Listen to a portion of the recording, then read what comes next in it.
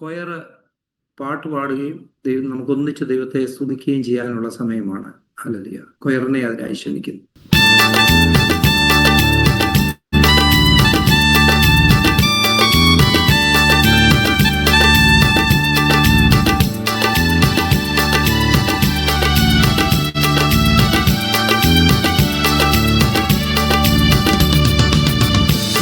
സഞ്ചാരികളെ ആനന്ദിപ്പിൻ, കാഹളധ്വനി വിണ്ണിൽ കേട്ടിടാനായി, മേഘത്തിൽ നമ്മെയും ചേർത്തിടാനായി, മേഘത്തിൽ നമ്മെയും ചേർത്തിടാനായി. ആയിരം ആയിരം വിശുദ്ധരുമായി കാന്തനാം കർത്താവ് വന്നിടുമേ, അതിയോടവനായി കാത്തിടാമേ, അതിയോടവനായി കാത്തിടാമേ. സിയോൻ സഞ്ചാരികളെ ആനന്ദിപ്പിൻ, കാഹളധ്വനി വിണ്ണിൽ കേട്ടിടാനായി, മേഘത്തിൽ നമ്മെയും ചേർത്തിടാനായി, മേഘത്തിൽ നമ്മെയും ചേർത്തിടാനായി. നാസികരായി പലരും നീങ്ങിടുമ്പോൾ, ക്രൂശിന്റെ വൈരികളായിടുമ്പോൾ, ക്രൂശിൻ സാക്ഷ്യങ്ങളോതിടാമേ, ക്രൂശിൻ സാക്ഷ്യങ്ങളോതിടാമേ.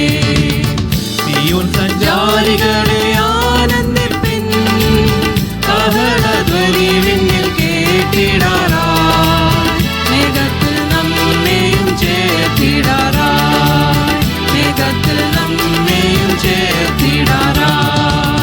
വാനഗോളങ്ങളെല്ലാം കീഴ്പ്പെടുത്താൻ മനരാഗമേ വെന്തിടുമ്പോൾ, വാനാദിവാനമെന്നാദിവാസമേ, വാനാദിവാനമെന്നാദിവാസമേ. സിയോൻ സഞ്ചാരികളെ ആനന്ദിപ്പിൻ, കാഹളധ്വനി വിണ്ണിൽ കേട്ടിടാനായി, മേഘത്തിൽ നമ്മെയും ചേർത്തിടാനായി, മേഘത്തിൽ നമ്മെയും ചേർത്തിടാനായി. ജാതികൾ രാജ്യങ്ങൾ ഉണർന്നിടുന്നേ, യുഗത്തൻ രാഷ്ട്രവും ഒരുക്കിടുന്നേ, ആകയ സഭയെ നീ ഉണർന്നിടുക, ആകയ സഭയെ നീ ഉണർന്നിടുക. സിയോൻ സഞ്ചാരികളെ ആനന്ദിപ്പിൻ, കാഹളധ്വനി വിണ്ണിൽ കേട്ടിടാനായി, മേഘത്തിൽ നമ്മെയും ചേർത്തിടാനായി, മേഘത്തിൽ നമ്മെയും ചേർത്തിടാനായി. തേജസ്സിൻ പുത്രനെ കണ്ടിടുവാൻ സൃഷ്ടികളെ ഞരങ്ങിടുമ്പോൾ, ആത്മാവിലൊന്നായി നാം ഞരങ്ങിടാമേ, ആത്മാവിലൊന്നായി നാം ഞരങ്ങിടാമേ.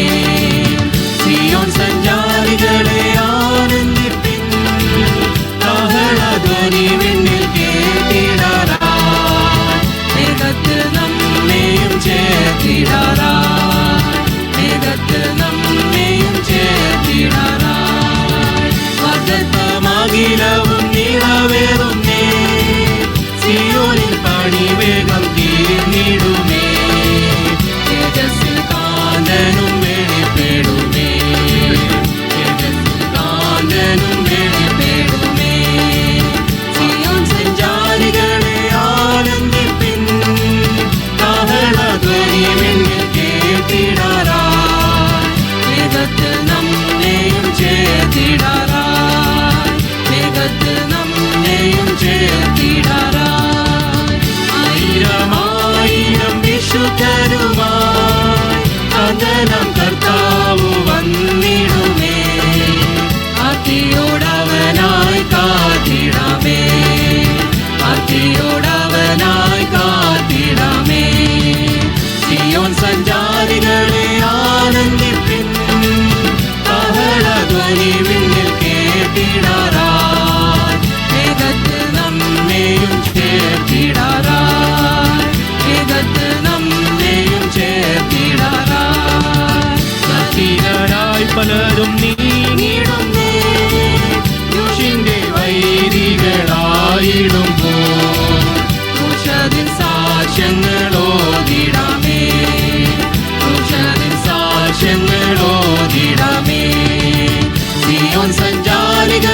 ആനന്ദിപ്പിൻ കാഹളധ്വനി വിണ്ണിൽ കേട്ടിടാറായി മേഘത്ത് നമ്മെയും ചേർത്തിടാറായി മേഘത്ത് നമ്മെയും ചേർത്തിടാറായി മനഗോളങ്ങളെല്ലാം കീഴ്പ്പെടുത്താൻ മനവരാകവേ വെമ്പിടുമോ അനാദിവാനവനാദിവാസമേ അനാദിവാനവനാദിവാസമേ സിയോൻ സഞ്ചാരികളെ ആനന്ദിപ്പിൻ കാഹളധ്വനി വിണ്ണിൽ കേട്ടിടാറായി മേഘത്തിൽ നമ്മെയും ചേർത്തിടാറായി മേഘത്തിൽ നമ്മെയും ചേർത്തിടാറായി.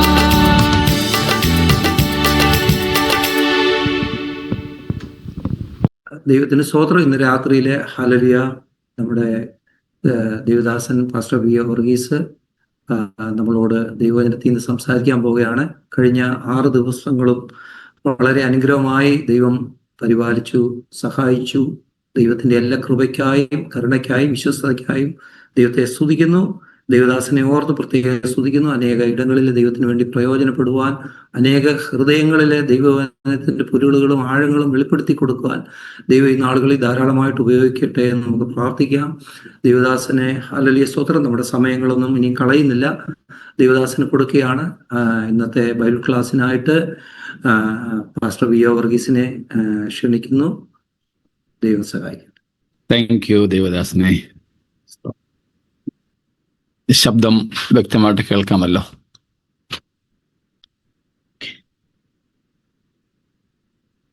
കർത്താവായ യഹോവേ, നിന്റെ നാമം സർവഭൂമിയിലും എത്ര ശ്രേഷ്ഠമായിരിക്കുന്നു.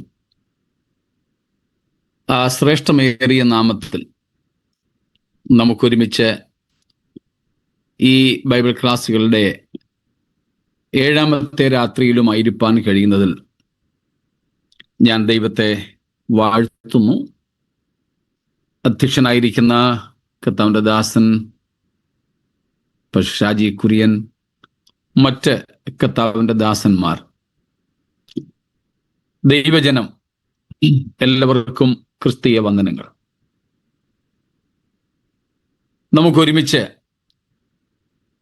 ബൈബിളിലെ ഏറ്റവും പ്രധാനപ്പെട്ട വിഷയം പഠിക്കുവാനായിട്ടൊരവസരം ലഭിച്ചതിൽ ഞാൻ വളരെ സന്തോഷത്തോടെ പിതാവായ ദൈവത്തെ വാഴ്ത്തുകയാണ്. നമുക്ക് തുണ നിൽക്കുന്ന പരിശുദ്ധാത്മാവിനായിട്ട് സ്തോത്രം. നമുക്ക് നൽകപ്പെട്ട തിരുവെഴുത്തുകൾക്കായി ദൈവത്തിന് മഹത്വം അർപ്പിക്കുന്നു.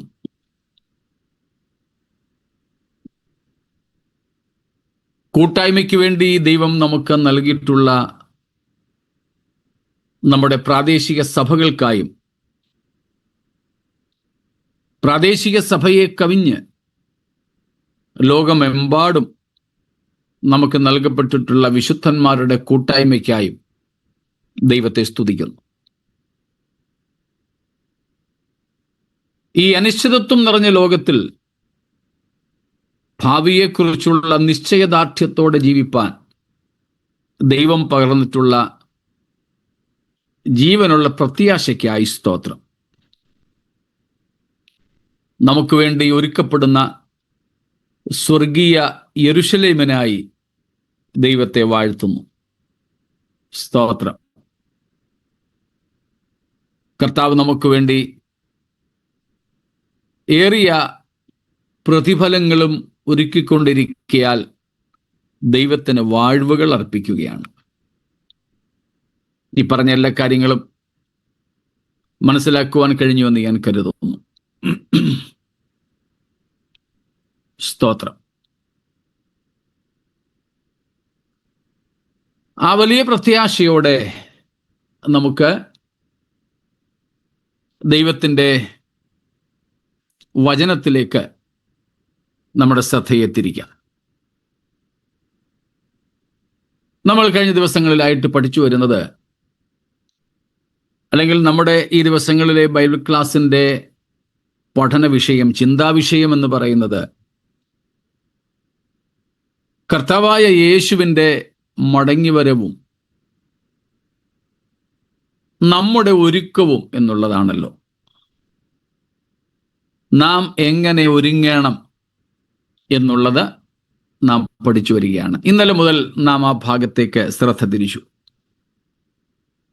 ഒന്നും കൂടെ നമുക്കതിന് ആധാരമായിരിക്കുന്ന 2 പത്രോസ് 1 അധ്യായം 4 വാക്യം വായിക്കാം. 2 Peter 1:4. അവയാൽ അവൻ നമുക്ക് വിലയേറിയതും അതിമഹത്വവുമായ വാഗ്ദത്തങ്ങളും നൽകിയിരിക്കുന്നു.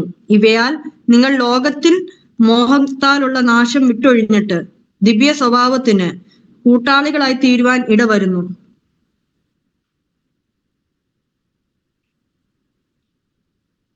നാം ദൈവത്തിൻ്റെ വചനത്തിൽ കാണുന്നു, ദൈവം നമുക്ക് വിലയേറിയതും അതിമഹത്വമായ വാഗ്ദത്തങ്ങൾ നൽകിയിരിക്കുന്നു. അവ എന്തെല്ലാമാണെന്ന് നമ്മൾ 9 കാര്യങ്ങളെ എടുത്ത് മിനിയാന്ന് പഠിച്ചു. എന്തിനാണ് ഈ വാഗ്ദത്തങ്ങൾ നൽകിയിരിക്കുന്നത്? 1, ലോകത്തിൻ മോഹത്താലുള്ള നാശം നാം വിട്ടൊഴിയണം.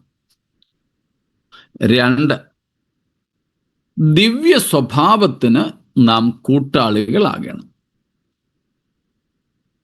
ലോകത്തിൻ മോഹത്താലുള്ള നാശം നാം വിട്ടൊഴിയണം.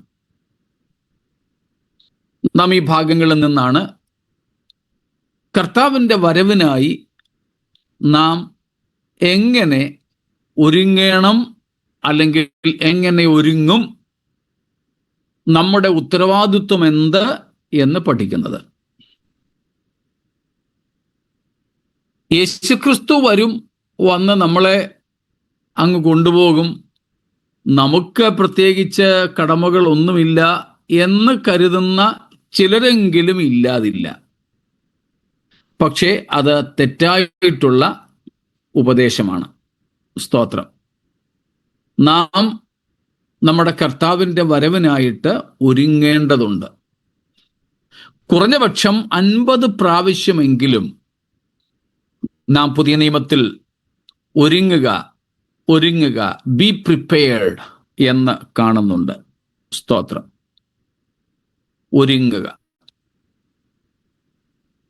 ഒരുങ്ങിയിരിക്കുക. നമ്മളെ ഒരുക്കിക്കൊണ്ടു പോകാനായിട്ട് കർത്താവ് നിൽക്കത്തില്ല. സ്തോത്രം. നമ്മൾ കർത്താവിൻ്റെ വരവിൽ ഒരുങ്ങിയിരുന്നാൽ പോകും എന്നേ ഉള്ളൂ.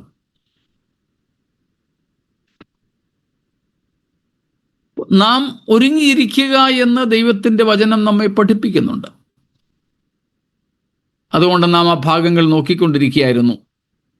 ഇന്നലെ നാം കണ്ടു, കർത്താവിൻ്റെ വരവിന് വേണ്ടി നാം ഒരുങ്ങുന്നതിൻ്റെ 1-ാമത്തെ ഭാഗം, be reconciled with God and man. ദൈവത്തോടും മനുഷ്യനോടും നിരന്നുകൊള്ളണം. ഹൃദയത്തിൽ കയ്പുണ്ടാകരുത്. ആരോടും നമ്മുടെ ഹൃദയത്തിനകത്ത് കയ്പ് വെച്ചുകൊണ്ടിരിക്കരുത്. should have no bitterness in our hearts. No bitterness. ആരോടും. നമുക്ക് വളരെ തിന്മകൾ ചെയ്ത ആൾക്കാർ കാണും, നമ്മളെ ഒത്തിരി വേദനിപ്പിച്ചവർ കാണും, ഒത്തിരി നമുക്കെതിരെ തിന്മ കളവായി പറഞ്ഞു പരത്തിയവർ കാണും,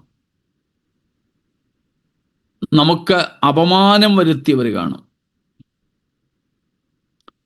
പക്ഷേ അവരോടാരോടും നമ്മുടെ ഹൃദയത്തിൽ ഒരു റിഡ്ജ് ഉണ്ടാകാൻ പാടില്ല, ഒരു കയ്പുണ്ടാകാൻ പാടില്ല. അവർ ആരോടും നമ്മുടെ ഹൃദയത്തിനകത്ത് വെറുപ്പുണ്ടാകാൻ പാടില്ല.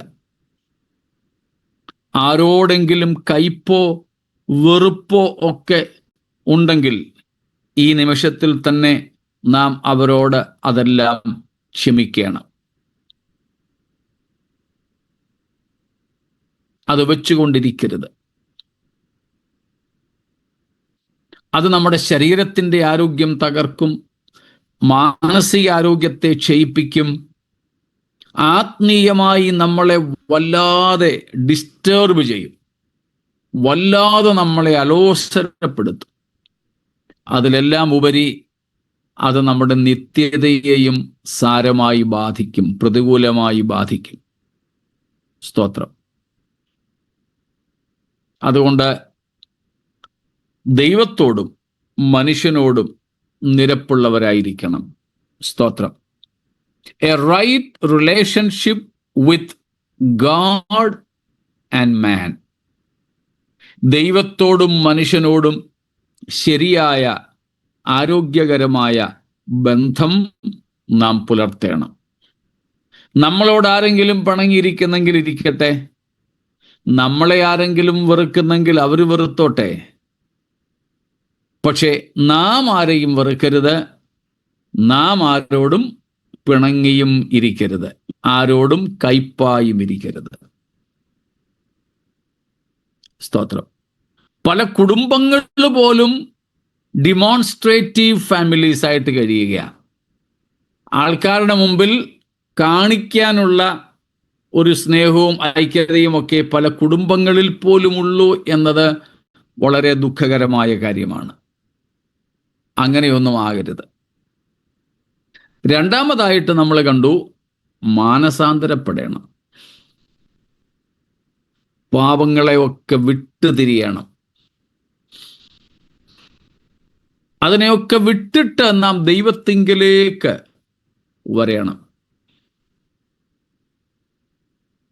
ചിലപ്പോൾ നമ്മുടെ കുഞ്ഞുങ്ങൾ,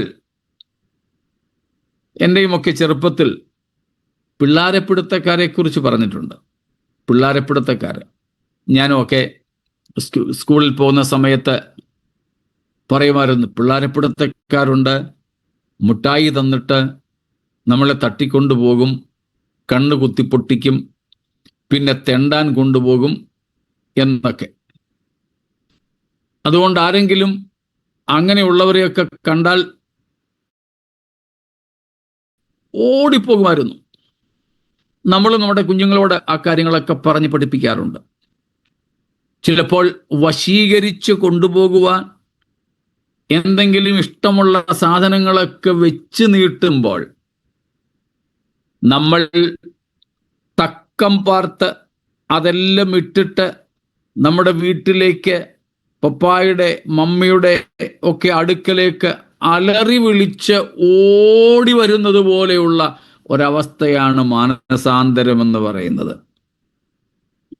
പിശാച് നമ്മെ പ്രലോഭിപ്പിക്കുവാൻ വച്ച് നീട്ടുന്ന ലോകത്തിൻ്റെ പല കാര്യങ്ങളുമുണ്ട്. ആസ്വാദ്യകരമാണവയൊക്കെ, പക്ഷേ ക്ഷണീകമാണെന്ന് മാത്രം. ഒരു താൽക്കാലിക സുഖം മാത്രം തരുന്ന,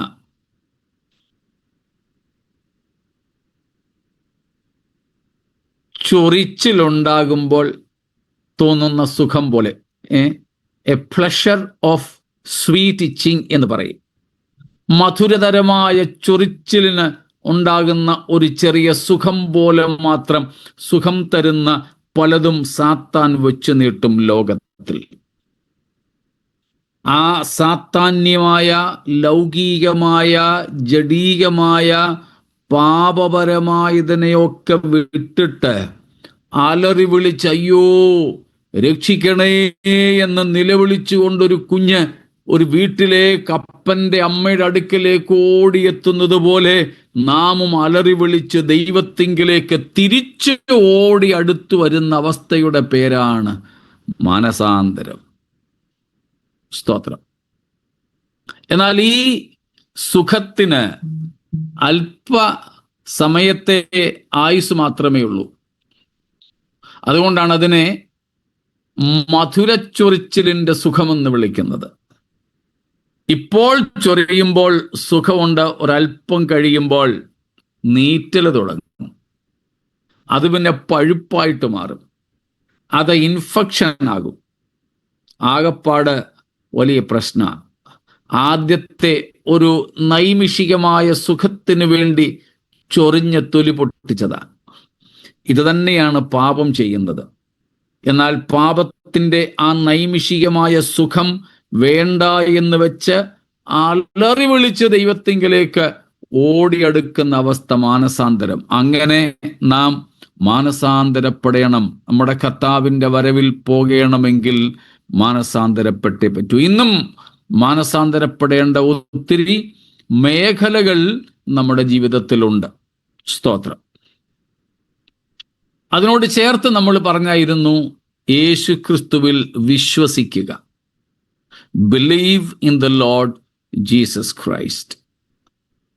യേശു ആരാണ് എന്നും യേശു നമുക്ക് വേണ്ടി അല്ല, ലോകത്തിന് വേണ്ടി തന്നെ എന്ത് ചെയ്തു എന്നും നാം വിശ്വസിക്കണം. Believe the person of Jesus and the work of Jesus. Who Jesus is. Yesu ആരാണ്, അവൻ എന്ത് ചെയ്തു, ഇത് അടിസ്ഥാനപരമായി നാം വിശ്വസിക്കണം. രണ്ട് കാര്യങ്ങൾ. യേശു ആര്? സ്തോത്രം. ഞാനാണ് എൻ്റെ വീട്ടിലേക്ക് പച്ചക്കറികളൊക്കെ വാങ്ങിച്ചുകൊണ്ട് വരുന്നത്. മീനോ മുട്ടയോ ഇറച്ചിയോ ഒക്കെ ഞാൻ വാങ്ങിക്കൊണ്ടുവരും. എനിക്ക് ദാനമായി തന്ന എൻ്റെ മക്കളോട് ഞാൻ ആരാണെന്ന് നിങ്ങൾ ചോദിച്ചാൽ, എൻ്റെ മക്കൾ എന്നെക്കുറിച്ച് ഇത് ഞങ്ങളുടെ പച്ചക്കറിക്കാരനാണെന്ന് പറഞ്ഞാൽ എങ്ങനെ ഇരിക്കും? ഞങ്ങളുടെ മുട്ടക്കാരനാണെന്ന് പറഞ്ഞാൽ ശരിയല്ലേ അവർ പറഞ്ഞത്? കള്ളം പറഞ്ഞില്ലല്ലോ, സത്യമല്ലേ പറഞ്ഞേ? പച്ചക്കറി വാങ്ങുന്നതും ഇറച്ചിയും മുട്ടയും മീനുമൊക്കെ വീട്ടിലേക്ക് വാങ്ങിക്കൊണ്ടുവരുന്നത് ഞാനാണ്. അതുകൊണ്ട് മക്കൾ എന്നെ മീൻകാരനെന്നും മുട്ടക്കാരനെന്നും പച്ചക്കറിക്കാരനെന്നും വിളിച്ചാൽ പറയുന്നത് സത്യമാണെങ്കിലും കാര്യം ശരിയല്ല. പറയുന്നത് സത്യമാണെങ്കിലും പറയുന്നത് ശരിയല്ല. യേശുവിനെ കുറിച്ച് നാം എന്തു പറയുന്നു? യേശുക്രിസ്തുവും വളരെ ഗൗരവമായി ചോദിക്കുന്ന ചോദ്യമായത്. മത്തായി 16:13 മുതൽക്കുള്ള വാക്യങ്ങളിൽ നമുക്കറിയാം. യേശു കർത്താവ് ചോദിച്ചു, മനുഷ്യർ എന്നെക്കുറിച്ച്, പ്രയോഗങ്ങൾ വേറെയാണ്, മനസ്സിലാക്കാൻ വേണ്ടി സ്വതന്ത്ര പരിഭാഷയിൽ ഞാനങ്ങ് പറയുകയാണ്. മനുഷ്യർ എന്നെക്കുറിച്ച്, പുരുഷാരം എന്നെപ്പറ്റി എന്തു പറയുന്നു? അത് കഴിഞ്ഞപ്പോൾ കർത്താവ് ചോദിച്ചു, പോട്ടെ അവരെന്തേലും പറയട്ടെ, നിങ്ങൾ എന്നെപ്പറ്റി എന്തു പറയുന്നു? സ്തോത്രം. അപ്പോഴാണ് പത്രോസ് ഈ ചോദ്യത്തിന് ഉത്തരം കൊടുക്കുന്നത്. നീ ആരാ? 16 വാക്യത്തിൽ നമ്മൾ കാണുന്നു, ജീവനുള്ള ദൈവത്തിൻ്റെ പുത്രനായ ക്രിസ്തുവാകുന്നു നീ. നമ്മുടെ രക്ഷയ്ക്ക് ആവശ്യമായ വിശ്വാസം ഈ വിശ്വാസമാണ്. പക്ഷേ ഇന്ന് പലരും യേശുക്രിസ്തു ജീവനുള്ള ദൈവത്തിൻ്റെ പുത്രനായ ക്രിസ്തു എന്നല്ല വിശ്വസിക്കുന്നത്. അവരതിനെ നിഷേധിക്കുന്നില്ലായിരിക്കാം. പക്ഷേ അവരുടെ മനസ്സിൽ അത്യധികമായിട്ട് നിൽക്കുന്ന ചിന്ത, യേശു സൗഖ്യമാക്കുന്നയാള്, വീസ കൊടുക്കുന്നയാള്, വീട് മേടിച്ചു കൊടുക്കുന്നയാള്, കല്യാണം നടത്തി കൊടുക്കുന്നയാള് എന്നൊക്കെയാണ്. അയ്യോ, അങ്ങനെയുള്ള വിശ്വാസം കൊണ്ട് ചിലപ്പോൾ കല്യാണം നടക്കുകയോ വീട് കിട്ടുകയോ ചെയ്തെന്നിരിക്കും, പക്ഷേ രക്ഷിക്കപ്പെടത്തില്ല.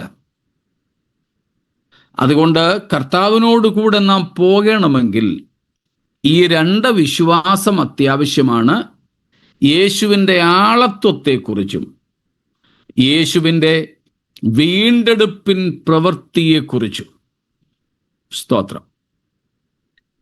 യേശു ജീവനുള്ള ദൈവത്തിൻ്റെ പുത്രനായ ക്രിസ്തുവാണ് എന്ന് വിശ്വസിക്കണം.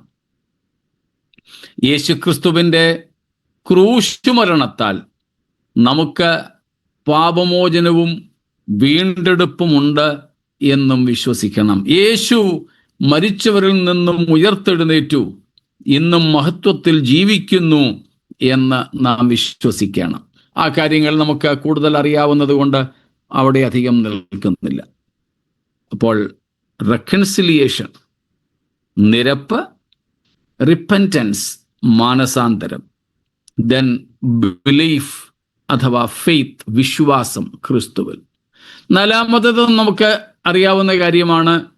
പലരും ഈ യേശുവിൽ വിശ്വസിക്കുകയും പാപങ്ങളിൽ നിന്ന് മാനസാന്തരപ്പെടുകയും യേശുവിനെ കർത്താവും രക്ഷിതാവുമായി സ്വീകരിക്കുകയും അല്ലെങ്കിൽ യേശുവിൻ്റെ കർത്തൃത്വത്തിന് തങ്ങളെ തന്നെ വിധേയപ്പെടുത്തുകയും ചെയ്തിട്ടുണ്ട്. പക്ഷെ നാലാമത്തെ പടിയിലേക്ക് കയറിയിട്ടില്ല. വെള്ളത്തിൽ മുങ്ങിയുള്ള വിശ്വാസ സ്നാനം, പിതാവിൻ്റെയും പുത്രൻ്റെയും പരിശുദ്ധാത്മാവിൻ്റെയും നാമത്തിൽ.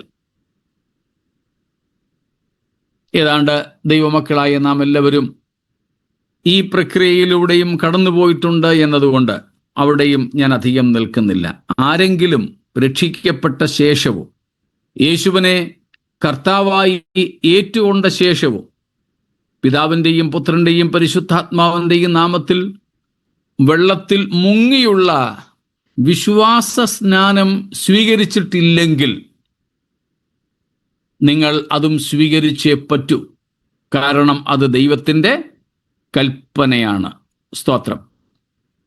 വിശ്വാസം പൂർണ്ണമാകുന്നത് നമ്മൾ വിശ്വസിക്കുന്നത് വായുകൊണ്ട് ഏറ്റുപറയുകയും നാം ആ വിശ്വാസത്തെ പ്രവൃത്തിയിലൂടെ പ്രദർശിപ്പിക്കുകയും ചെയ്യുമ്പോഴാണ്. അതുകൊണ്ടാണ് നമ്മൾ സ്നാനത്തിന് ഒരു സാധാരണ പ്രാർത്ഥനാ ഭാഷ പറയാറുണ്ട്. എന്തുവാ? ദൈവത്തെ ജലത്തിൽ സാക്ഷീകരിക്കുക എന്ന്.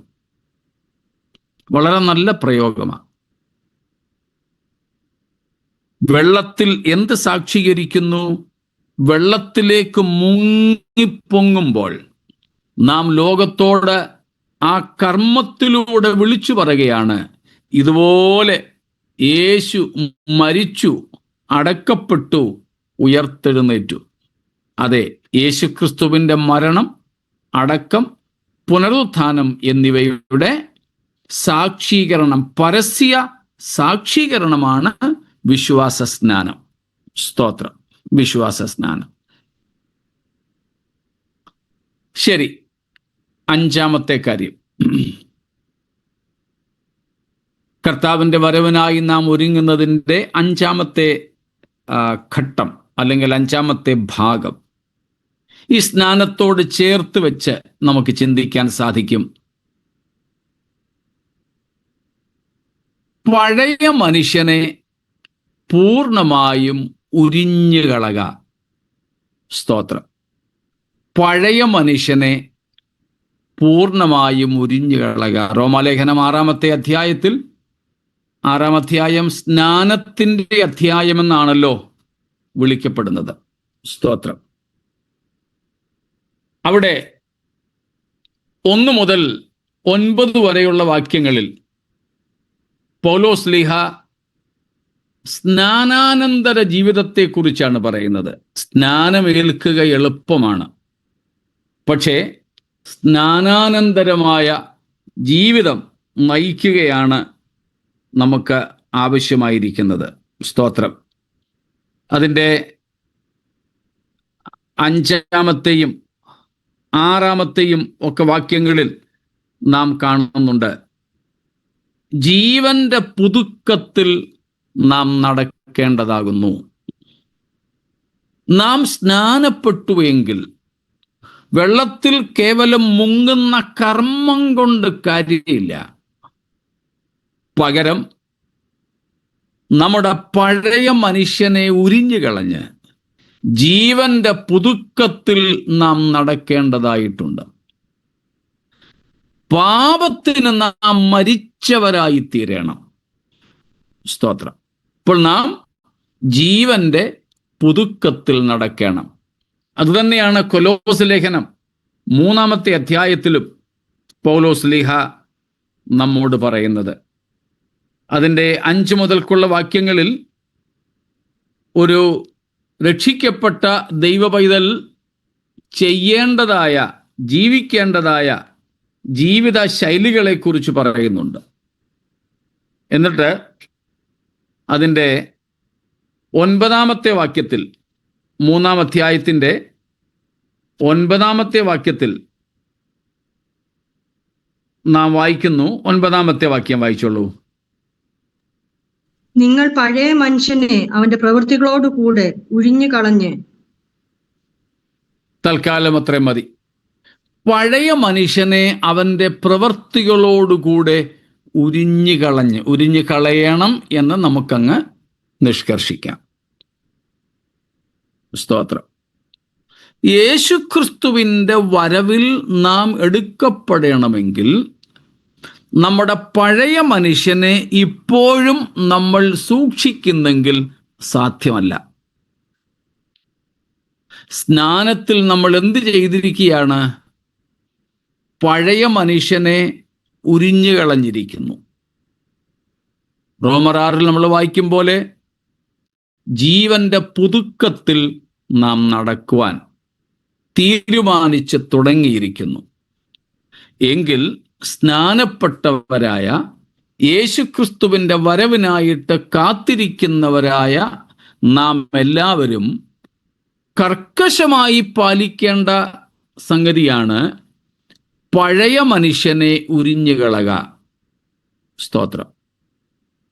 അതിൻ്റെ പാപപ്രകൃതങ്ങളോടുകൂടെ ഉരിഞ്ഞുകളക. പ്രിയരെ, ഇന്ന് നമ്മിൽ ജീവിക്കുന്നത് പഴയ മനുഷ്യനാണോ പുതിയ മനുഷ്യനാണോ? നാം രക്ഷിക്കപ്പെട്ടിട്ടും സ്നാനപ്പെട്ടിട്ടും നമ്മിൽ എന്ത് വ്യത്യാസമുണ്ട്? സ്തോത്രം. സ്ഥലം മാറി എന്നതൊഴിച്ചാൽ, സഭ മാറി എന്നതൊഴിച്ചാൽ, സ്ഥലം മാറി, സഭ മാറി, സംഘടന മാറി എന്നതൊഴിച്ചാൽ നമ്മുടെ ജീവിതത്തിൽ എന്തു വ്യത്യാസം ഉണ്ട്? പഴയ ആ മനുഷ്യൻ, നമ്മുടെ പേരിട്ടു, പഴയ, എൻ്റെ പേര് തന്നെ ആദ്യം ഞാനങ്ങ് പറയാം, അപ്പം നിങ്ങൾ നിങ്ങളുടെ പേരിട്ടാൽ മതി. ആ പഴയ വിയോ വർഗീസ് ഇപ്പോഴും എന്നിൽ ജീവിക്കുന്നെങ്കിൽ എനിക്ക് കർത്താവിനോട് കൂടെ പോകാൻ പറ്റില്ല.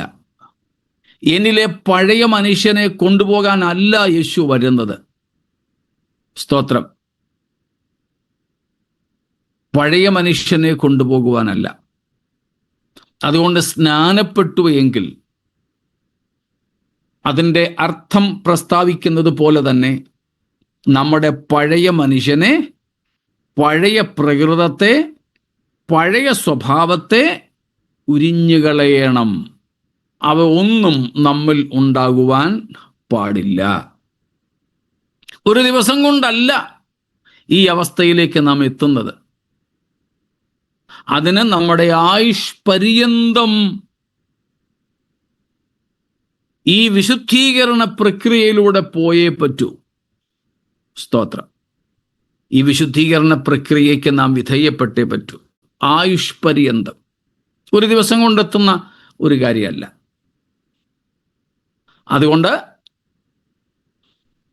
നാം ക്രിസ്തുവിൻ്റെ വരവിനായിട്ട് എങ്ങനെ ഒരുങ്ങണം എന്നതിൽ നമ്മുടെ പഴയ മനുഷ്യനെ ഉരിഞ്ഞുകളഞ്ഞ് പുതുമനുഷ്യനെ ധരിക്കണം. ഇനിയും 10-ാമത്തെ വാക്യം കൂടെ ചേർത്ത് വായിച്ചാട്ടെ. കൊലോസ്യർ 3:9-10 കൂടെ ചേർത്ത് വായിച്ചോളൂ. നിങ്ങൾ പഴയ മനുഷ്യനെ അവന്റെ പ്രവൃത്തികളോട് കൂടെ ഉഴിഞ്ഞു കളഞ്ഞ് തന്നെ സൃഷ്ടിച്ചവന്റെ പ്രതിമ പ്രകാരം പരിജ്ഞാനത്തിനായി പുതുക്കം പ്രാപിക്കുന്ന പുതിയ മനുഷ്യനെ ധരിച്ചിരിക്കുന്നുവല്ലോ. പുതിയ മനുഷ്യനെ നാം ധരിക്കണം. രണ്ടും കൂടെ ഒരുമിച്ച് അങ്ങ് ചിന്തിക്കാം നമ്മൾ. സ്തോത്രം. നമ്മിൽ മാറ്റമുണ്ടാകണം. ഈ കഴിഞ്ഞിടയ്ക്ക് ഞാൻ കേട്ട ഒരു കാര്യം ഞങ്ങളുടെ എല്ലാ ദിവസവും ഉള്ള ബൈബിൾ ക്ലാസ്സിൽ പറഞ്ഞു. കേട്ടവരിവിടെ ഉണ്ട്, ആവർത്തനം തോന്നരുത്. എൻ്റെ ഒരു സ്നേഹിതൻ എന്നോട് കഴിഞ്ഞ ദിവസം പറഞ്ഞ കാര്യമാണ്.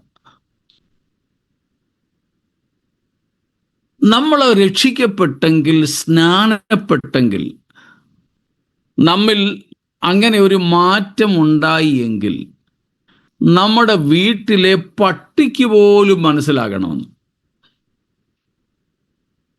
ഞാൻ രക്ഷിക്കപ്പെട്ടെങ്കിൽ എൻ്റെ വീട്ടിലെ പട്ടിക്ക് പോലും മനസ്സിലാകണം. എങ്ങനെയാണെന്ന് ചോദിച്ചപ്പോൾ പറഞ്ഞു, ഒരു വീട്ടിലൊരു മനുഷ്യൻ മഹാവഴക്കാളിയും രക്ഷിക്കപ്പെടാത്ത മനുഷ്യന്റെ എല്ലാ ദുർഗുണങ്ങളുമുള്ള ഒരു മനുഷ്യൻ. അയാളുടെ വീട്ടിലൊരു പട്ടിയുണ്ട്. ഈ പട്ടി കയറി കിടക്കുന്നത് മുമ്പിലത്തെ വാതിലിന്റെ ചവിട്ടുമെത്തയില. മുമ്പിലത്തെ വാതിലിന്റെ ചവിട്ടുമെത്തയില ഈ പട്ടി കിടക്കും. ഈ വീട്ടുകാരൻ കള്ള് കുടിച്ച് ലെവലൊക്കെ ഇല്ലാതെ ദേഷ്യപ്പെട്ട് വഴക്കും ഒക്കെ ഇട്ട് ഇങ്ങനെ വരുമ്പോഴാണ് വീടിൻ്റെ വാതിക്കലെ ചവിട്ടുമെത്തയിൽ ഈ പട്ടി എന്നും കിടക്കുന്നത്. ഈ മനുഷ്യൻ ഇങ്ങോട്ട് വന്ന് ഒച്ചത്തിൽ തെറിയും വിളിച്ച് ഈ പട്ടിയെ തൊഴിച്ച് തല്ലി ചെരുപ്പെടുത്ത് എറിഞ്ഞ് ആ പട്ടി കരഞ്ഞുകൊണ്ടോടും. പക്ഷെ ഒരു ദിവസം ഈ മനുഷ്യൻ അങ്ങ് രക്ഷിക്കപ്പെട്ടു. അന്നും ഇയാൾ തിരികെ വീട്ടിൽ വന്നപ്പം ഈ പട്ടി പഴയ സ്ഥലത്തോട്ട് കിടക്കുക, ചവിട്ടുമെത്തയിൽ. പക്ഷെ അന്ന് ഈ മനുഷ്യൻ ചീത്ത വിളിച്ചില്ല, ബഹളം ഉണ്ടാക്കിയില്ല, തൊഴിച്ചില്ല, അടിച്ചില്ല. വളരെ ശാന്തമായിട്ട് ആ മനുഷ്യൻ ആ പട്ടിയോട് അതിനെ അവിടുന്ന് എഴുന്നേൽപ്പിച്ച് മോനെ മക്കളെ എന്നൊക്കെ വിളിച്ച് തലോടി മാറ്റി. അപ്പോൾ ഈ പട്ടിക്ക് പോലും പിടികിട്ടിയെന്ന് എൻ്റെ യജമാനന് എന്തോ കാര്യമായ മാറ്റം സംഭവിച്ചിട്ടുണ്ടെന്ന്. ഒരു കഥ പോലെ പറഞ്ഞതാ, പക്ഷെ വാസ്തവമാ. നമ്മുടെ ജീവിതത്തിൽ ഉണ്ടായ മാറ്റം നമ്മുടെ വീട്ടുകാർക്ക്, നമ്മുടെ നാട്ടുകാർക്ക്, നമ്മുടെ ശത്രുക്കൾക്ക്, നമ്മുടെ കൂട്ടുകാർക്ക്, മുമ്പ് നമ്മുടെ കൂടെ പാപം ചെയ്യുവാൻ കൂടുമായിരുന്നവർക്ക് ഒക്കെ മനസ്സിലാകണം. സ്തോത്രം. അങ്ങനെ നമ്മിലെ മാറ്റം മറ്റുള്ളവർക്ക് മനസ്സിലാകത്തക്കതുപോലെ വെളിവാകുന്നുണ്ടോ? ഇന്നും നമ്മിൽ തെളിഞ്ഞു നിൽക്കുന്നത് പുതുമനുഷ്യനാണോ പഴയ മനുഷ്യനാണോ? നമ്മുടെ വീട്ടിൽ ശത്രുക്കളോട് സംസാരിക്കുമ്പോൾ, ആരെങ്കിലുമൊക്കെ നമ്മളെ പ്രവോക്ക് ചെയ്യുമ്പോൾ, ആരെങ്കിലും നമ്മെ പ്രകോപിപ്പിക്കുമ്പോഴൊക്കെ നമ്മിൽ ഉളവാകുന്നത് പഴയ മനുഷ്യൻ്റെ സ്വഭാവമോ അതോ പുതിയ മനുഷ്യൻ്റെ സ്വഭാവമോ?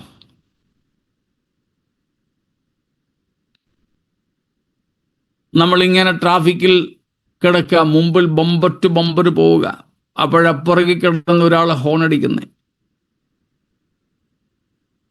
ഞാൻ ഉൾപ്പെടെ നമുക്ക് ആ സമയത്ത് പഴയ മനുഷ്യനാണോ പുതിയ മനുഷ്യനാണോ അന്നേരം എഴുന്നേൽക്കുന്നത്? സ്തോത്രം. നാം കർത്താവിനോടുകൂടെ പോകാനിരിക്കുന്നവരാണെങ്കിൽ, വിശ്വാസ സ്നാനം സ്വീകരിച്ചവരാണെങ്കിൽ, സ്നാനത്തിൽ പഴയ മനുഷ്യനെ കുഴിച്ചിട്ടെങ്കിൽ നമ്മിൽ പുതുമനുഷ്യന്റെ പ്രവൃത്തി വെളിപ്പെടണം. സ്തോത്രം. അതിനോട് ചേർത്ത് വെച്ച് അടുത്ത കാര്യം പറയാം. If we are to be taken up with the Lord, we need to practice dead to sin. We should practice dead to sin. കർത്താവിൻ്റെ വരവിങ്കൽ നാം എടുക്കപ്പെടണമെങ്കിൽ നാം പാപത്തിന് മരിച്ചവരായി തീരണം. പാപത്തിന് മരിച്ചവരാകണം. രണ്ട് തരം മരണമുണ്ട്. രണ്ട് തരം മരണം. മരണം പല വിധത്തിലുണ്ട്. ഇവിടെ നമ്മളിപ്പോൾ പഠിക്കുന്നത് രണ്ട് തരത്തിലുള്ളതാണ്. എഫേസ്യർ 2:1 നോക്കിക്കാട്ടെ. എഫേഷ്യൻസ് 2:1.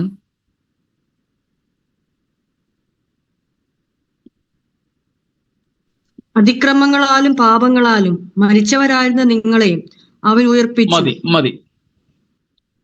ഇവിടെയാണ് ഒന്നാമത്തെ മരണം. എന്താ, എങ്ങനെയുള്ള മരണമാ? അതിക്രമങ്ങളാലും പാപങ്ങളാലും മരിച്ചിരിക്കുന്ന അവസ്ഥ. ഡെഡ് ഇൻ സിൻസ്, പാപങ്ങളിൽ മരിച്ച അവസ്ഥ എന്ന് നമുക്ക് വിളിക്കാം. മറ്റൊന്ന് റോമൻസ് 6:11, റോമർ 6:11, റോമർ 6:11. അവണ്ണം നിങ്ങളും പാപസംബന്ധമായി മരിച്ചവർ എന്നും ക്രിസ്തുവേശുവിൽ ദൈവത്തിന് ജീവിക്കുന്നവർ എന്നും നിങ്ങളെ തന്നെ എണ്ണുവീൻ. അവിടെ പറയുന്ന മരണം എന്താണ്? പാപസംബന്ധമായി മരിച്ചവർ. എളുപ്പത്തിനായിട്ട് പറയാം, പാപത്തിന് അല്ലെ പാപത്തോട് മരിച്ചവർ. ഒന്നാമത്തേത് പാപത്തിൽ മരിച്ചവർ, 2 പാപത്തിന് മരിച്ചവർ. ഇതിലേതാ നമുക്ക് വേണ്ടത്? ഒന്നാമത്തേതോ രണ്ടാമത്തേതോ? രണ്ടാമത്തേത്. അതെ, ലോകത്തുള്ള സകല മനുഷ്യരും പാപത്തിൽ മരിച്ചവരാണ്. ഒന്നാമത്തെ മരണത്തിന് അധീനരാണ്. സ്തോത്രം. നമ്മളെപ്പോഴെങ്കിലും മരിച്ചവരായിരുന്നോ? അതെ, നമ്മൾ പാട്ട് പാടാറുണ്ട്, മരിച്ചവനായി കിടന്നു ഒരിടത്തു നിന്നും. സ്തോത്രം. നമ്മൾ മരിച്ചവരായിരുന്നു. പാപത്തിൽ, അകൃത്യങ്ങളിൽ, അധർമ്മങ്ങളിൽ, അനുസരണക്കേടിൽ ഒക്കെ നാം മരിച്ചവരായിരുന്നു. എന്നാൽ നമ്മുടെ കർത്താവായ യേശു ക്രിസ്തു മുഖാന്തരം നമ്മെ പിതാവായ ദൈവം ഉയർത്തെഴുന്നേൽപ്പിച്ചു. ഇന്ന് അതുകൊണ്ട് നമ്മിൽ വ്യാപരിക്കേണ്ട മരണം ഏതു മരണമാ? പാപത്തോടുള്ള മരണം. പാപത്തിന് നാം മരിച്ചവരായിത്തീരുക. പാപത്തിൽ അല്ല, പാപത്തോട്. അങ്ങനെ നാം പാപത്തോട് മരിച്ചാൽ, സ്തോത്രം, എന്താ അതിൻ്റെ അർത്ഥം? എങ്ങനെ നമുക്ക് മനസ്സിലാക്കാൻ പറ്റും? We will not at all respond to sin, sinful desires, sinful cravings, sinful lust. പാപമോഹങ്ങളോട് നാം നിഷ്ക്രിയരായിട്ട് തീരും. പാപം മരിച്ചിട്ടില്ല, പാപത്തിന് നമ്മളാണ് മരിക്കേണ്ടത്. ആവർത്തിക്കുന്നു, നാം രക്ഷിക്കപ്പെട്ടപ്പോൾ, നാം സ്നാനമേറ്റപ്പോൾ, നാം യേശുവിനെ കൈക്കൊണ്ടപ്പോൾ പാപം മരിച്ചിട്ടില്ല. അപ്പോഴും പാപം ക്രിയാത്മകമായി തന്നെ നിലകൊള്ളുന്നു. പക്ഷേ നമ്മൾ പാപത്തിന് മരിക്കുന്നു എന്ന് വെച്ചാൽ അർത്ഥം, പാപത്തിൻ്റെ ആഹ്വാനങ്ങളോട് നമ്മൾ നിഷ്ക്രിയതയോടെ പ്രതികരിക്കുന്നു. പാപം നമ്മെ വിളിക്കുകയാണ് ഒളിഞ്ഞിരുന്ന്. പക്ഷേ നമ്മൾ മരിച്ചുപോയി. പാപത്തിൻ്റെ കയ്യാട്ട് കാണാൻ നമ്മുടെ കണ്ണിൽ കാഴ്ചയില്ല, കാരണം നമ്മൾ മരിച്ചു. സ്തോത്രം. മനസ്സിലാവുന്നുണ്ടല്ലോ? നോട്ട് റെസ്പോണ്ടിങ് ടു സിൻ, പാപത്തോട് നിഷ്ക്രിയത പുലർത്തുന്നു. സ്തോത്രം. പാപം എത്ര ആകർഷണീയമായി നമ്മെ വിളിച്ചാലും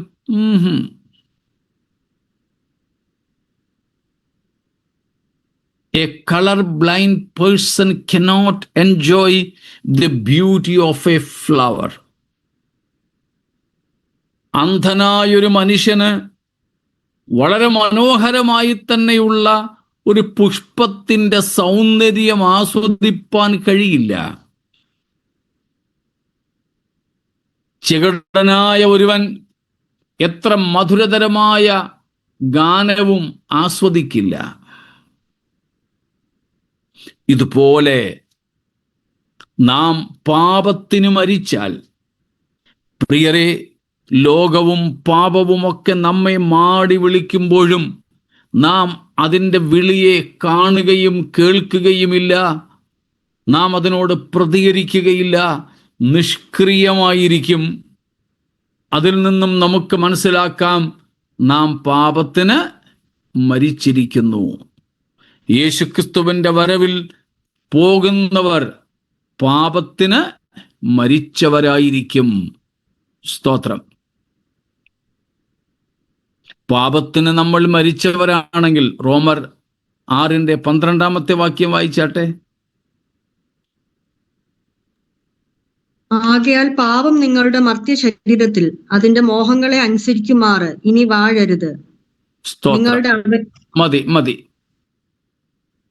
നാം പാപത്തിന് മരിച്ചവരാണെങ്കിൽ പാപം ഇനി നമ്മുടെ മർത്യ ശരീരങ്ങളിൽ മേൽ വാഴ്ച നടത്തുകയില്ല, അധികാരം നടത്തുകയില്ല, ഭരണം നടത്തുകയില്ല. ഇന്നത്തെ സ്ഥിതിയിൽ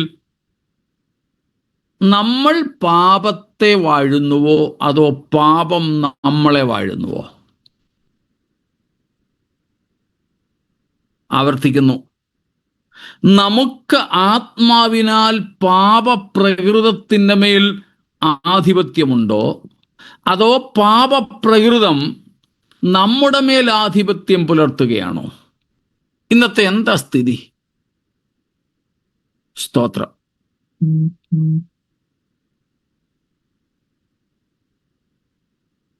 Conquer the desert, otherwise the desert will conquer you.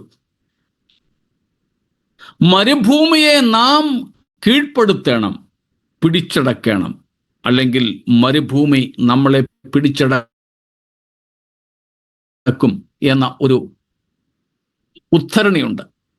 സ്തോത്രം. അതേ പ്രിയരെ, നാം പാപത്തിന് മരിച്ചവരാകണം. ഇനിയും പാപത്തോട് സജീവമായി പ്രതികരിക്കുന്ന ഏതെങ്കിലും ജീവിത അനുഭവങ്ങളുണ്ടെങ്കിൽ ഇന്ന് രാത്രി നമുക്ക് നിലവിളിക്കാം, കർത്താവേ, പാപത്തിന് മരിപ്പാൻ എനിക്ക് കൃപ തരണേ. ഒരു പാപത്തോടും പ്രതിപത്തി ഉണ്ടാകുവാൻ അനുവദിക്കരുതേ. ഒരു പാപത്തോടും അനുരഞ്ജനം നടത്തുവാൻ വിട്ടുകളയരുതേ. സ്തോത്രം.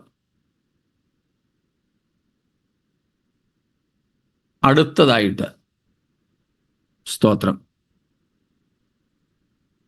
നമ്മുടെ ഉത്തരവാദിത്വം എന്ന് പറയുന്നത് കർത്താവിൻ്റെ വരവിൽ നാം എടുക്കപ്പെടേണ്ടതിന് do not be fashioned according to this world. ഈ ലോകത്തിന് അനുരൂപരാകരുത്. Do not be fashioned according to this world. സ്തോത്രം. ഈ ലോകത്തിന് അനുരൂപരാകരുത്. Nor be conformed to our pre-Christian walk. Do not be conformed to this world, nor to our pre-Christian walk. സ്തോത്രം. നാം ഈ ലോകത്തിന് അനുരൂപരാകരുത്. അതുപോലെ തന്നെ നാം നമ്മുടെ പണ്ടുള്ള മോഹങ്ങളെയും മാതൃകയാക്കരുത്. നമ്മുടെ രക്ഷിക്കപ്പെടുന്നതിന് മുമ്പുള്ള ജീവിത ശൈലികളോടും താതാത്മ്യപ്പെടുവാൻ പാടില്ല. നമുക്ക് വളരെ പരിചയമുള്ള വാക്യങ്ങളാണ് റോമർ 12:1-2. അതുപോലെ തന്നെ 1 പത്രോസ് 1:14 കൂടെ വായിച്ചാട്ടെ. 1 പത്രോസ് 1:14. 1 Peter 1:14.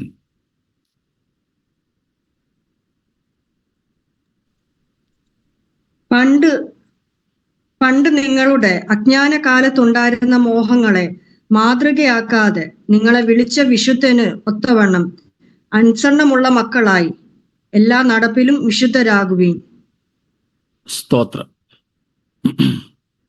റോമർ 12:1-2, എഫേസ് ലേഖനം 2:2. ഈ വാക്യങ്ങൾ ഒക്കെ നമ്മോട് പറയുന്നു, ഈ ലോകത്തിന് അനുരൂപരാകരുത്. പത്രോസ് പറഞ്ഞു, 1 പത്രോസ് 1:14 വാക്യത്തിൽ, പണ്ട് നമ്മുടെ അജ്ഞാനകാലത്തുണ്ടായിരുന്ന മോഹങ്ങളെ മാതൃകയാക്കാതെ. സ്തോത്രം. But do not be conformed to this world, nor to our pre-Christian walk. സ്തോത്രം.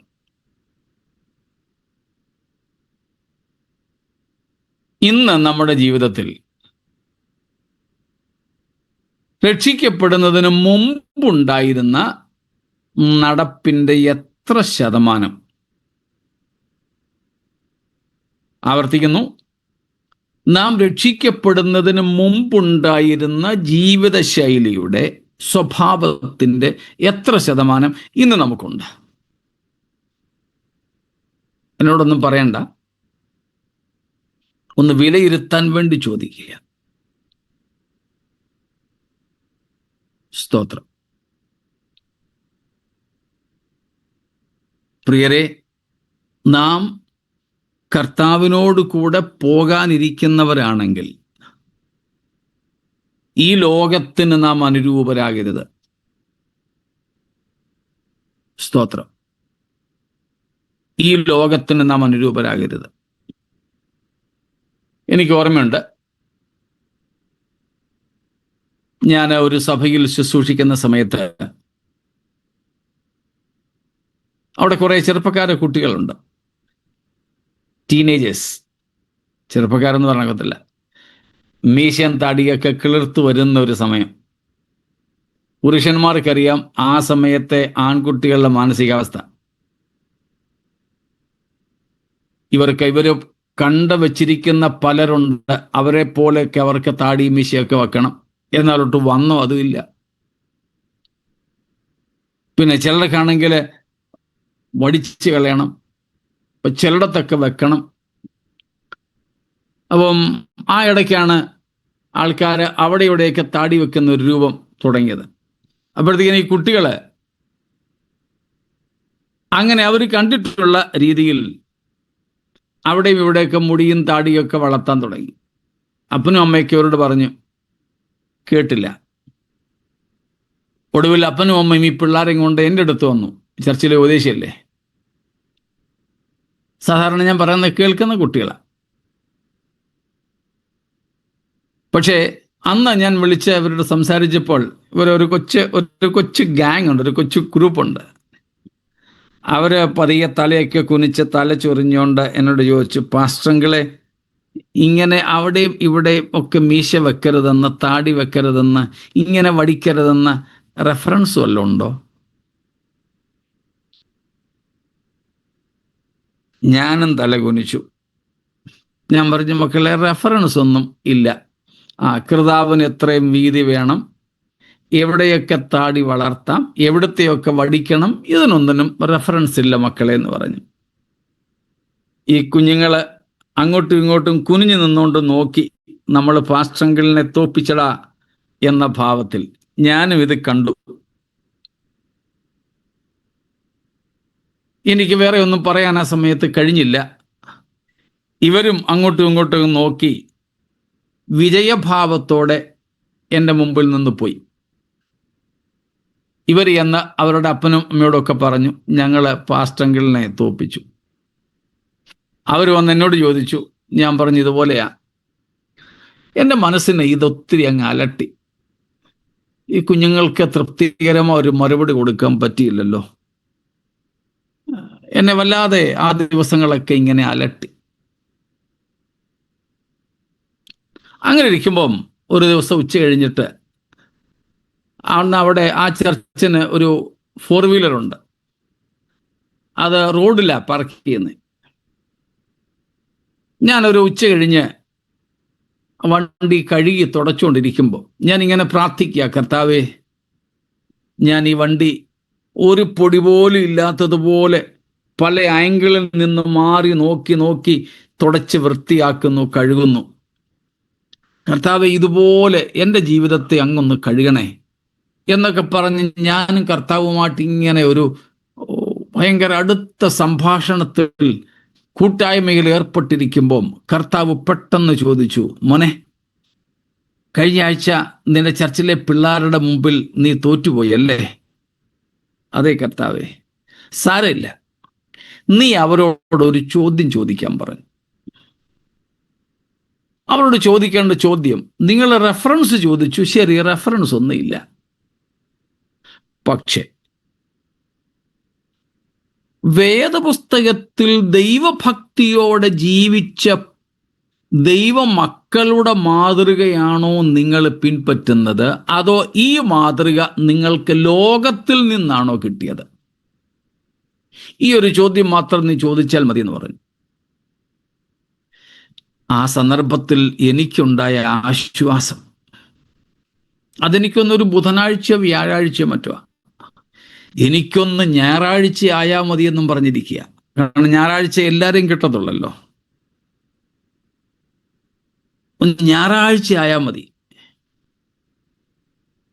ഞാൻ സഭായോഗ മധ്യത്തിൽ ഈ കുഞ്ഞുങ്ങളോടായിട്ടും സഭയോടായിട്ടും ഈ കാര്യം പറഞ്ഞു. ഞാൻ പരസ്യമായി തന്നെ കുഞ്ഞുങ്ങളോട് ചോദിച്ചു, മക്കളെ, എനിക്ക് ഒരു ബൈബിളിൽ നിന്ന് റെഫറൻസ് എടുത്ത് തന്ന് നിങ്ങളെ ഉപദേശിക്കുവാൻ കഴിഞ്ഞില്ല. നിങ്ങൾ ചോദിച്ച കാര്യത്തിന് ബൈബിളിൽ റെഫറൻസ് ഇല്ല. പക്ഷെ ദൈവാത്മാവ് എന്നോട് ഇങ്ങനെ ചോദിക്കുന്നു, നിങ്ങളുടെ ഈ ജീവിത ശൈലിക്ക് മാതൃകയാര്? ദൈവത്തെ കൂട്ടാക്കാത്ത, ദൈവത്തിൽ നിന്നകന്ന് ഈ ലോകത്തിൻ്റെ ദൈവമായ പിശാചിൻ്റെ അധീനതയിൽ കിടക്കുന്ന ലോകത്തിൽ നിന്നാണോ, അതോ ദൈവത്തിൻ്റെ മാറോട് ചാരിയിരുന്ന് ഭക്തജീവിതം നയിച്ചിട്ടുള്ള വിശുദ്ധന്മാരുടെ മാതൃകയിൽ നിന്നാണോ? ഉത്തരം പറയാൻ പറഞ്ഞു. അവർ ഉത്തരം പറഞ്ഞില്ല. അവരുടെ മൗനം തന്നെ അതിനുത്തരമായിരുന്നു. അന്ന് തന്നെ അവർ വേണ്ട ക്രമീകരണമൊക്കെ ചെയ്തു കേട്ടോ ആ കുഞ്ഞുങ്ങൾ.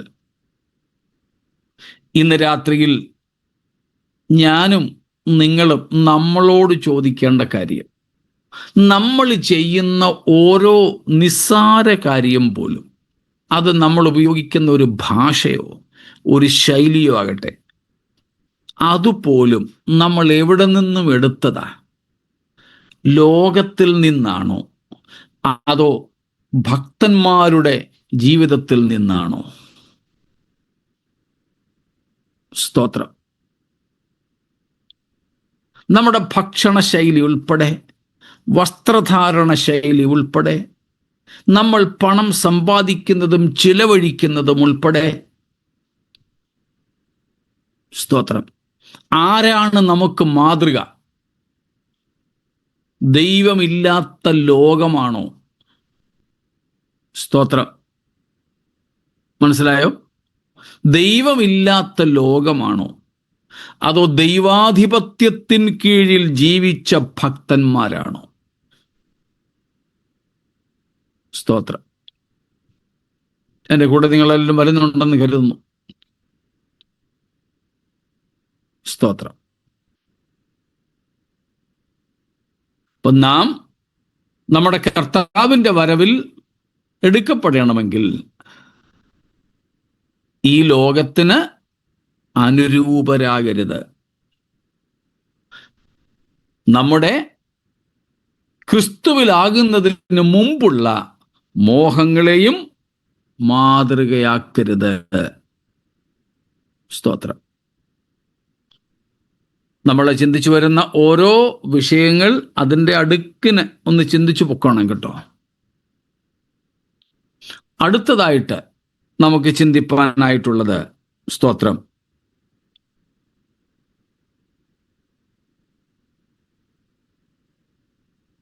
Do the will of God. ദൈവഹിതം നിവർത്തിക്കുക. Do the will of God. ദൈവത്തിൻ്റെ ഹിതം അനുഷ്ഠിക്കുക. ദൈവഹിതം ചെയ്യുന്നവരാകുക. സ്തോത്രം. ദൈവ ഇഷ്ടത്തിൻ്റെ പൂർത്തീകരണം.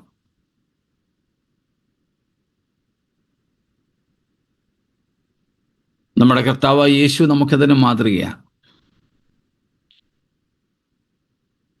യോഹന്നാൻ 4:34 നമുക്കറിയാം. നമ്മൾ പാട്ടും പാടാറുണ്ട്. ഭക്ഷണം വാങ്ങാൻ ആ ശിഷ്യന്മാരെ പട്ടണത്തിലേക്ക് വിട്ടത്. അവർ ഭക്ഷണവുമായി ഓടി തിരിച്ചു വന്നു.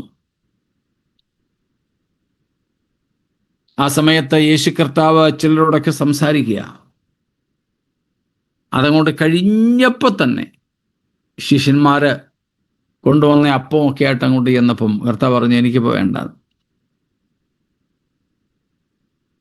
അവരെന്താ വിചാരിച്ചത്? ആരാണ്ട് കൊണ്ടതുകൊണ്ട് കൊടുത്തതാ, അത് കഴിച്ച് വിശപ്പില്ലാതിരിക്കുക, അതുകൊണ്ടാണ് ഇപ്പം നമ്മൾ മേടിച്ചുകൊണ്ട് വന്നത് വേണ്ടെന്ന് പറയുന്നത്. അപ്പോഴാണ് 34 വാക്യം പറഞ്ഞത്. ഒന്ന് വായിക്കാമോ?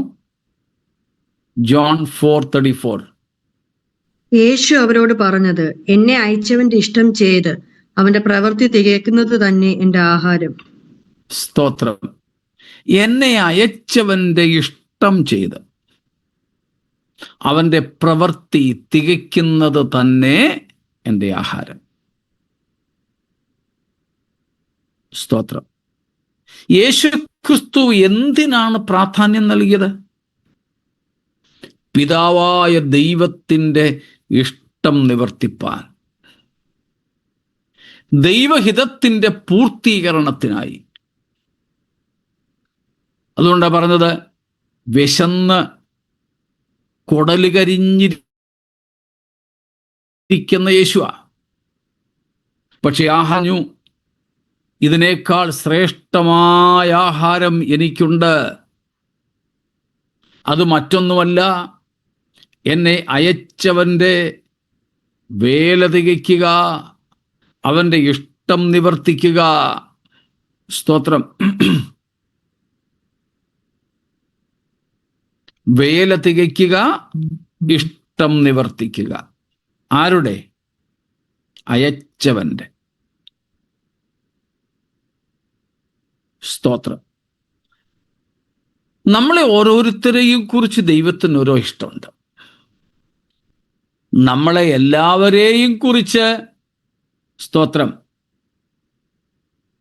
ദൈവത്തിന് ഒരിഷ്ടമുണ്ട്. ആവർത്തിക്കുന്നു, നമ്മളെ എല്ലാവരെയും കുറിച്ച് ദൈവത്തിന് പൊതുവായ ഒരിഷ്ടവും നമ്മൾ ഓരോരുത്തരെയും കുറിച്ച് ദൈവത്തിൻ്റെ പ്രത്യേകമായ ഇഷ്ടങ്ങളുമുണ്ട്. ഇതിലേതാ പ്രധാനം? എല്ലാവർക്കും വേണ്ടി പൊതുവായിട്ടുള്ളതാണോ, അതോ ഓരോരുത്തർക്കും വേണ്ടി പ്രത്യേകിച്ചുള്ള ദൈവത്തിൻ്റെ ഇഷ്ടമാണോ പ്രധാനം?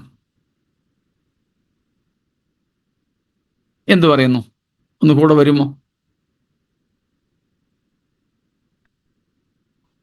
രണ്ടാമത്തേത് ചോദ്യം മനസ്സിലായോ? എൻ്റെ കൂടെ നിങ്ങൾ വരുന്നുണ്ടല്ലോ. ഞാൻ പറഞ്ഞത്, നമ്മെ എല്ലാവരെയും കുറിച്ച് ദൈവത്തിന് പൊതുവായ ഒരു ഇഷ്ടമുണ്ട്. നമ്മിൽ ഓരോരുത്തരെ കുറിച്ചും ദൈവത്തിന് പ്രത്യേകമായ ഇഷ്ടവുമുണ്ട്.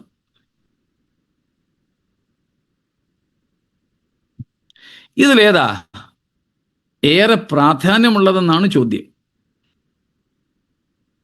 സ്തോത്രം. എൻ്റെ ധാരണ പറയാം. നമ്മെ എല്ലാവരെയും കുറിച്ച് ദൈവത്തിന് പൊതുവായിട്ടുള്ള ഇഷ്ടം എന്ന് പറയുന്നത് എന്താണ്? നാം എല്ലാവരും ക്രിസ്താനുരൂപരായി കർത്തൃസന്നിധിയിൽ എത്തിച്ചേരുക എന്നുള്ളതാണ്. നമ്മൾ ഓരോരുത്തരെ കുറിച്ചുള്ള ദൈവത്തിൻ്റെ പ്രത്യേകമായ ഇഷ്ടങ്ങൾ എന്താകാം? നമ്മളെ കൊണ്ട് ചിലതൊക്കെ ചെയ്യിക്കുക, നമുക്ക് ചിലതൊക്കെ തരിക എന്നൊക്കെയുള്ളതാണ്. സ്തോത്രം. നിങ്ങൾക്ക് മനസ്സിലാകുന്നെന്ന് ഞാൻ കരുതിക്കോട്ടെ. അങ്ങനെയെങ്കിൽ ഇതിൽ പ്രധാന ഏതാ? ഒന്നാമത്തേതോ രണ്ടാമത്തേതോ? സ്തോത്രം. യെസ്, ഒന്നാമത്തേതാ.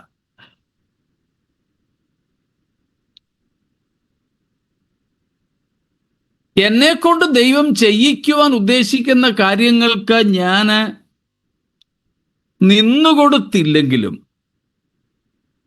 ദൈവം ആ കാര്യമൊക്കെ നിവർത്തിക്കും. അതൊരു പക്ഷേ എൻ്റെ രക്ഷയെ ബാധിക്കുന്നതാകണമെന്നില്ല.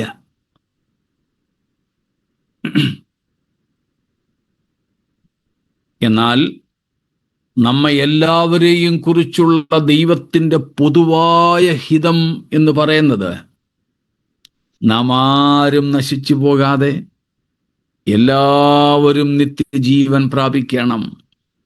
സ്തോത്രം. നാം എല്ലാവരും ദൈവപുത്രനെ കുറിച്ചുള്ള പരിജ്ഞാനത്തിൻ്റെ ശ്രേഷ്ഠത പ്രാപിക്കണം. നാം എല്ലാവരും ക്രിസ്താനുരൂപരായി തിരുസന്നിധിയിൽ കാണപ്പെടണം. വ്യക്തിപരമായി ചിലതൊക്കെ ചെയ്യിക്കാനോ എവിടെയെങ്കിലുമൊക്കെ വിടാനോ എന്തെങ്കിലുമൊക്കെ തരാനോ ഒക്കെ ഉള്ളതാ. അത് സെക്കൻഡറിയാണ്, അത് രണ്ടാം തരം മാത്രമാണ്. സ്തോത്രം. അതുകൊണ്ട് കർത്താവിൻ്റെ വരവിൽ എടുക്കപ്പെടണമെങ്കിൽ നാം എന്ത് ചെയ്യണം? എന്ത് ചെയ്യുന്നവരാകണം? ദൈവഹിതമെല്ലാം നിവർത്തിക്കുന്നവരാകണം. കൽപ്പന അനുസരിക്കുന്നതിനേക്കാൾ പ്രധാനമാണ് തിരുഹിതം നിവർത്തിക്കുക എന്നത്. സ്തോത്രം. നമ്മെക്കുറിച്ചുള്ള ദൈവത്തിൻ്റെ ഹിതം. സ്തോത്രം. മത്തായി 7:21, മാത്യു 7:21.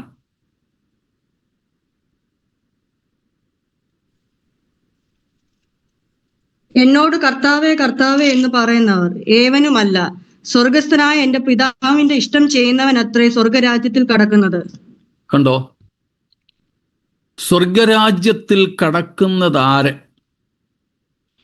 സ്വർഗസ്ഥനായ പിതാവിൻ്റെ ഇഷ്ടം നിവർത്തിക്കുന്നവർ. നമ്മെക്കുറിച്ച് പൊതുവായി സകല മനുഷ്യരെ കുറിച്ചും സകല ദൈവമക്കളെ കുറിച്ചുമുള്ള ദൈവത്തിൻ്റെ ഹിതം പ്ലസ് ഓരോരുത്തരെ കുറിച്ചും ദൈവത്തിന് വ്യക്തിപരമായിട്ടുള്ള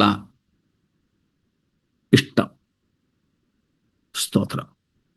അത് നമ്മൾ നിവർത്തിക്കുന്നവരാകണം. അതെന്താണ്? 1 തെസലോനിക്കർ 4:3, 1 Thessalonians 4:3.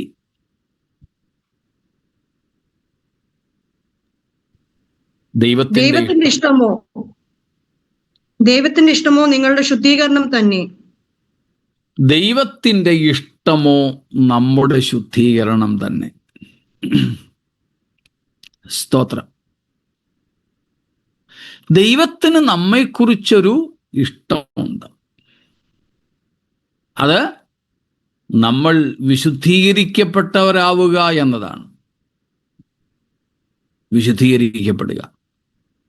അവിടെ നമ്മൾ കാണുന്നുണ്ട്, ആ വിശുദ്ധീകരണം കൂടാതെ ആരും കർത്താവിൻ്റെ രാജ്യത്തിൽ പ്രവേശിക്കില്ല. അതുപോലെ നമ്മൾ മുമ്പേ ഇന്നലെ എബ്രായർ 12:14 നിന്ന് കാണുകയുണ്ടായി. ദൈവത്തിൻ്റെ ഇഷ്ടം അവിടെയും ശുദ്ധീകരണത്തെക്കുറിച്ച്. അങ്ങനെ ശുദ്ധീകരണം കൂടാതെ ദൈവത്തെ കാണാൻ പോലും ആർക്കും കഴിയില്ലെന്ന എബ്രായർ 12:14 നമ്മൾ ഇന്നലെ വായിച്ചത്. സ്തോത്രം.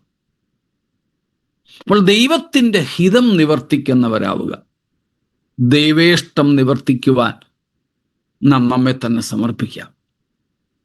Praise God. ഒരു കാര്യം കൂടെ പറയാം. അടുത്തത്, സ്തോത്രം, ലവ് ഹിസ് അപ്പിയറിംഗ്, അവന്റെ വരവിങ്കൽ പ്രിയം വെക്കുക. സ്തോത്രം. 2 തിമോത്തിയോസ് 4:8 വാക്യം. 2 Timothy 4:8. ഞാൻ നല്ല പോർ പൊരുതി ഓട്ടം തികച്ചു, വിശ്വാസം കാത്തു. ഇനി നീതിയുടെ കിരീടം എനിക്കായി വെച്ചിരിക്കുന്നു. അത് നീതിയുള്ള ന്യായാധിപതിയായ കർത്താവ് ആ ദിവസത്തിൽ എനിക്ക് നൽകും. എനിക്ക് മാത്രമല്ല, അവന്റെ പ്രത്യക്ഷതയിൽ പ്രിയം വെച്ച ഏവർക്കും കൂടെ. ഹല്ലേലൂയ. പൗലോസ് തന്റെ വിടവാങ്ങൽ ലേഖനം ഇവിടെ നമുക്ക് കുറിച്ചു തരിക. അവിടെ പറയുന്നു, ഞാൻ പോവാ, നീതിയുടെ കിരീടം എനിക്കായി വെച്ചിരിക്കുന്നു. നീതിയുള്ള ന്യായാധിപതിയായ കർത്താവ് എനിക്ക് ആ കിരീടം തരും. എനിക്ക് മാത്രമല്ല, പിന്നെ ആർക്കും കൂടെയാ. സ്തോത്രം. കർത്താവിൻ്റെ വരവിനെ പ്രിയപ്പെടുന്ന ഏവർക്കും കൂടെ. സ്തോത്രം. ഇപ്പം നമുക്കെന്ത് വേണം? കർത്താവിൻ്റെ വരവിനെ പ്രിയപ്പെടണം. Love his appearing. സ്തോത്രം. Love his appearing.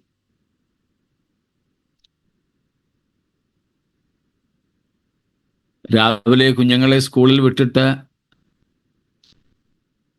വീട്ടുകാരിങ്ങനെ കാര്യങ്ങളൊക്കെ ചെയ്ത് കാത്തിരിക്കുക.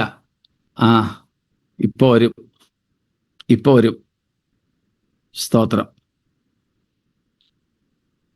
സ്കൂളിൽ പോയ, നഴ്സറി സ്കൂളിൽ പോയ കുഞ്ഞ് മടങ്ങി വരുന്നതും കാത്ത അമ്മ ഇരിക്കുന്നത് പോലെ, ഓഫീസിൽ പോയ മമ്മി സന്ധ്യയ്ക്ക് തിരികെ വരുന്നതും കാത്തൊരു കൊച്ചുകുട്ടി വഴിയിലോക്കും നോക്കി, ജനലിൽ കൂടെ റോഡിലോട്ട് നോക്കി ഇങ്ങനെ ഇരിക്കുന്നത് പോലെ, നമ്മുടെ കർത്താവായ യേശുവിൻ്റെ പ്രത്യക്ഷതയ്ക്ക് വേണ്ടി കൊതിക്കുന്ന ഒരു ഹൃദയം നമ്മുടെ അകത്തുണ്ടോ? Love his appearing. അവന്റെ വരവിങ്കൽ, കർത്താവിൻ്റെ പ്രത്യക്ഷതയിൽ പ്രിയം വെക്കുന്നവരായി നാം തീരുക. സ്തോത്രം. എന്ന് വെച്ചാൽ നമ്മുടെ കർത്താവിൻ്റെ വരവിനെ പ്രിയപ്പെടുക, ഇഷ്ടപ്പെടുക, സ്നേഹിക്കുക എന്നൊക്കെ അർത്ഥം. സ്തോത്രം. കർത്താവിൻ്റെ വരവിനെ അങ്ങനെ പ്രിയപ്പെടുന്നവരാണോ നാം?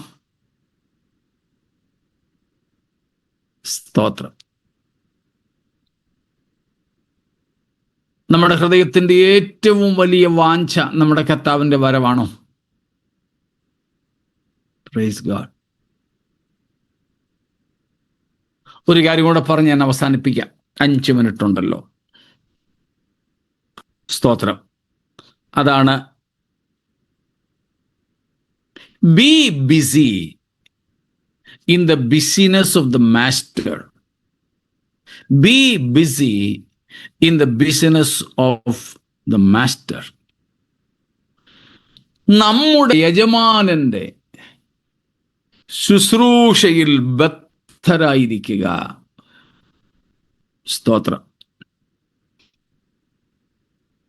നമ്മുടെ യജമാനന്റെ, അല്ലെങ്കിൽ യജമാനൻ നമ്മളെ ഏൽപ്പിച്ച കാര്യങ്ങളിൽ ശുഷ്കാന്തിച്ചിരിക്കുക. B BC. ലൂക്കോസ് 13 19 13 തൊട്ട് 18 വരെയുള്ള വാക്യങ്ങളാണ്.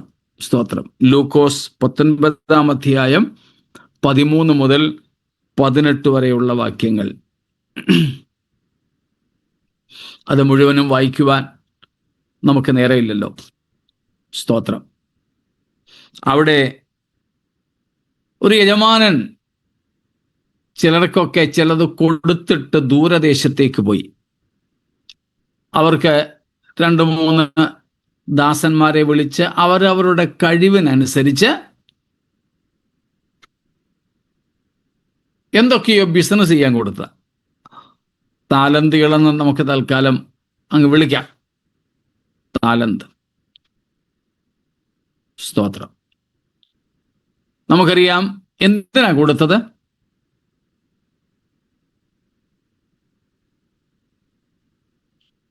നമ്മുടെ കൂട്ടത്തിലും ടീച്ചേഴ്സൊക്കെ ഉണ്ട്. ഇനി നമ്മളെ ടീച്ചേഴ്സ് അല്ലെങ്കിലും നമ്മളൊക്കെ സ്കൂളിൽ പഠിച്ചവരാണല്ലോ. അപ്പൊ നമുക്ക് എല്ലാവർക്കും ഉണ്ട് അനുഭവം.